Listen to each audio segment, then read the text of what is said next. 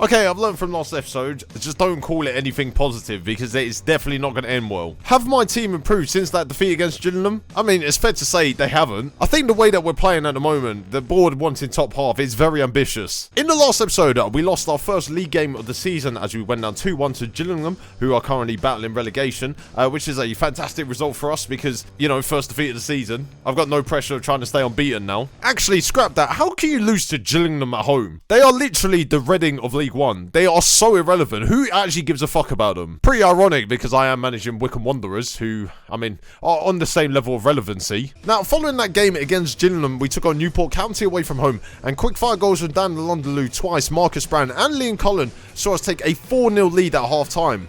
I mean, I was incredibly shocked. We were leading 4-0 at the break. And, of course, it was too good to be true after that. And then following the half-time break, we then conceded twice to Newport County within 3 minutes. Honestly, it's some of the worst defending I've ever seen. Liam Cullen then made it 5-2 to us, which I thought would put us out of sight, to be honest. But then Newport County scored another 2 goals within the last 10 minutes of the game to make a very nervy ending and to give us a 5-4 win. This has happened to me before. The game before LiveCon, or the game that followed the LiveCon, was 5-4 once as well. I wouldn't be surprised if the LiveCon game in this episode was absolute dog shit in comparison.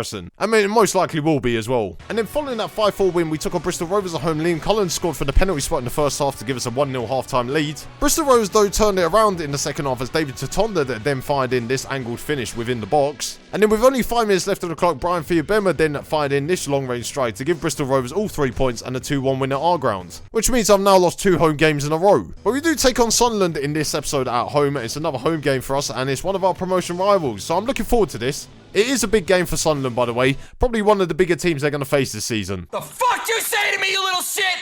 So another episode and another moan by Steven Gerrard as he has now had a go at me again for not playing Antef Tsongwi in his fullback position that I said that I was going to play him when I took him on loan. And in the last episode, I did actually say that I played him as centre-back once and then he started having a go at me. I went to go and check his recent form. I've played him at fullback for the last 4 games. And I'm going to play him at fullback in this game. So why is he moaning again? So our former goalkeeper Ryan Alsop, who I sold to QPR over the summer, has said that he is quite happy with how Liam Cullen's playing. And it was actually kind of weird because in the last episode, I said, I don't know why I'm still playing Liam Cullen because he's not playing very well and apparently he's in form. And also, to be fair, that was before the Newport game where he scored 2 goals as well. The 5-4 win over Newport County was now the highest scoring league game that we have had at the club since we joined, which overtakes the 6-2 defeat against Preston in our first season. At least it means I don't have to keep looking at the club records and seeing that the highest scoring league game was a defeat for us. Oh, good times in the Championship, wasn't it? I can't wait to be back there next season. Not managing Wycombe, by the way. Liam Cullen then also wanted a new contract after the game against Newport where he scored 2 goals and then realised that he is actually a decent footballer after all. And then I said to him that I'll give him one at the end of the season because, you know, I don't like to give players contracts during the season because it's not really my thing. He decided to have a go at me and then is now unhappy. Fantastic. Proudy's man management strikes again. Adam Phillips also picked up a thigh strain which puts him out for 5 weeks in our 2-1 defeat against Bristol Rovers. Honestly, Adam, I have not paid 400 grand, which is actually a club record fee, by the way, for you to sit on the treatment table. Jordan Doherty also managed to pull his knee ligaments while he was jumping during training. Haven't even played him in the league yet, so I don't think that is an injury that is really going to affect us long term. Oh no, I don't know how the Papa John's Trophy game is going to go ahead without him there. We also decided to sack my under-23s assistant manager for no reason whatsoever. Although, to be brutally honest, the reason I actually sacked him is because a lot of you have been asking in the comments for me to hire him again. And I've decided to bring him back. Adavai Akinfenwa is now our new under-23s assistant manager. And if you're going to ask me proudly, why have you not made him a coach? Why have you not made him, you know, part of the actual first team setup? I mean, if you look at his stats, they've somehow managed to be worse than his playing stats when he was actually a striker at my club for 2 years. And if he decided to retire at the end of his contract, which was at the end of this season, he would have been a fantastic 6th choice striker for me. Now we move into our game against Sunderland at home, and I've decided to stick to the same 4-2-3-1 formation that we have been playing in recent weeks, despite the sort of erratic results that we've been getting recently. But there is one change to the side that took on Gillingham in the last episode, and that is Lars Dendonka makes his debut on the series playing to centre-back alongside Sean McLaughlin, which means that we stick with our fullbacks of Miles Kenlock and Tsongwi. George McCurr and Josh Knight both partner each other in the centre midfield. And we stick with the same front four and EK Ugbo and Marcus Brown playing as the number 10, Liam Cullen playing on the right, and Dan Londaloo playing up front. Which means that top goal scorer for us, Noel Ennis, is still on the bench. Yeah, I haven't started him since he had that outburst at me for substituting him against Accrington Stanley. I don't care if we don't score for the rest of the season. Noel Ennis will not play until I think it's right for him to play again. Oh, sorry.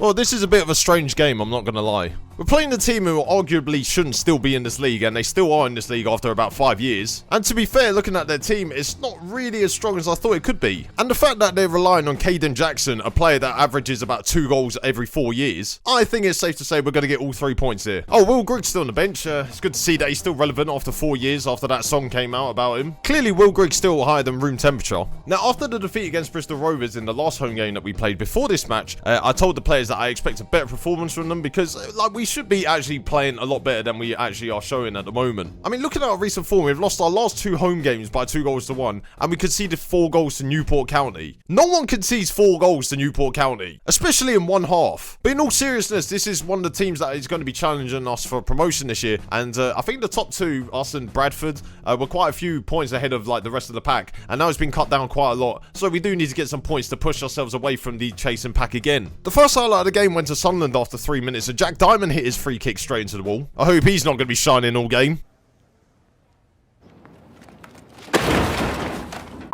Generally, who writes these lines? About 10 minutes later, we got a throw-in on the left-hand side. Miles Kenlock found EK Ogbo, who laid it off at George Moncur, who then fired in this shot from 30 yards. I mean, we scored a goal like that similarly earlier this season. But I mean, what a strike by George Moncur. I mean, the guy might be an absolute knobhead at the moment because he's trying to leave the club, but at least he scored a brilliant goal. But let's reiterate the point that he is still a knobhead. So one of the things that I've brought into Wycombe over the 2.5 years that I've worked at the club, I brought in a short possession passing game because I hated the long ball rubbish that they were playing before. And it is working really well against teams like Sunderland, and we managed to get Liam Cullen in on goal, but then he fired a shot straight at James Shea.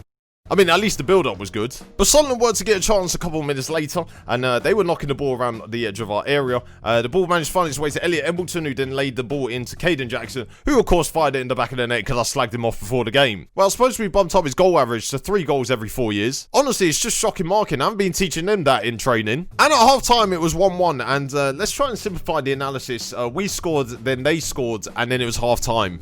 I think that's simple enough. Not much was happening in the second half, but we did get a highlight with 20 minutes left to go as George Moncur played the ball into the box. It's found his way to Liam Cullen, but he fired it straight at the keeper. It's amazing that he only scores when he's not on camera, but when he is on camera, he's utter dog shit. Another Proudy masterclass of a signing. And Liam Cullen was to miss once again as Marcus Brown played it into the box. Liam Cullen hit on the volley and James Shea tipped it over the bar. This guy literally never scores on camera. It was about 83 minutes into the game when I realised I hadn't even made a substitution, so I decided to send on Niall Ennis for 7 minutes because, you know, that's all he deserves at the moment. Trevor Clark and Alex Samuel also came on as we made a triple substitution. And then deep into injury time, Marcus Brown played the ball into the box. It found Sean McLaughlin, went straight at James Shea, and that was game over. Brilliant. I mean, what a riveting second half that was. I think Sunderland played for the draw, really. Well, that is just brilliant, isn't it? A 1-1 draw at home to Sunderland. That doesn't help either team, and we're most likely going to be further down the league in the next episode. Can't wait to see it.